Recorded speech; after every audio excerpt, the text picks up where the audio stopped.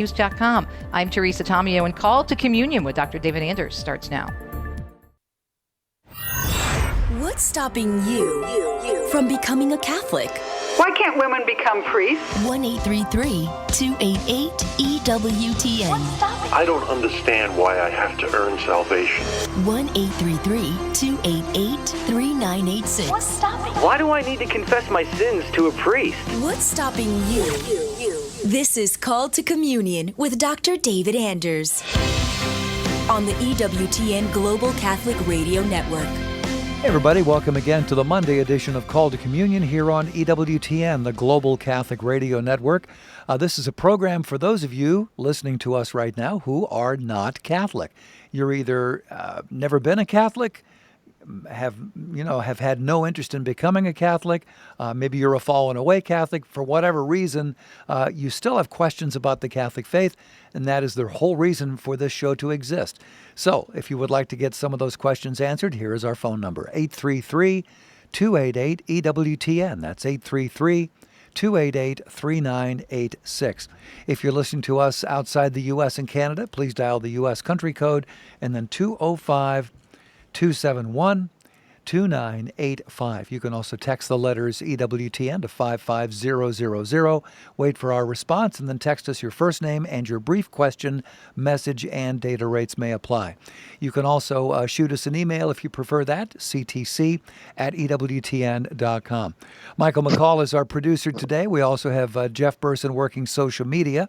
And if you want to post a question via YouTube or Facebook Live, Jeff will pass that on to us here in the studio. And Ryan Penny is handling the phones, as he does pretty much every day, and does it very, very well indeed. I'm Tom Price, along with Dr. David Anders. How are you, sir?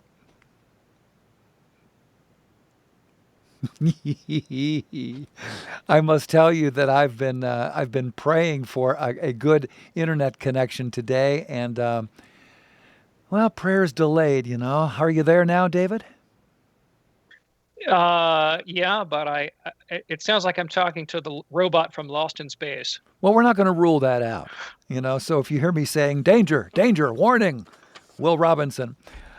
So we're going to try to keep this connection as long as we can, and if we don't, then we'll have to switch to a best of. Is that okay with you, David? We do what we can. We'll do what we can. You're a good man. We're very proud of you. Let's lead off here with this email from Andrew. If we're not under any obligation to accept private revelation, why is the book of Revelations part of the canon? How are the private visions of John of Patmos different from other saints who have been given private revelation? Thanks, Andrew. Yeah, thanks, because his private revelations are part of the public revelation of the church. I mean, that's the answer. So I mean, all prophecies that came to the prophets who contributed to writing the scriptures came by way of these sorts of inspirations. But there's a difference, right? Because when they recorded those prophecies in sacred scripture, the process by which God superintended their writing added a level of authority to those texts so that they now have the quality of inspiration, right?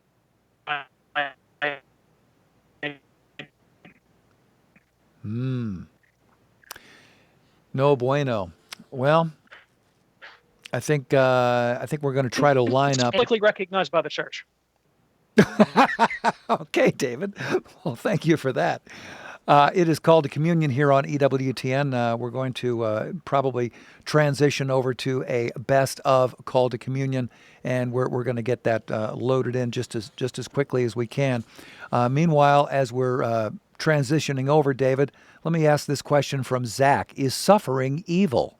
Church has not, does not, did not, and will not vicariously baptize living people on behalf of dead people.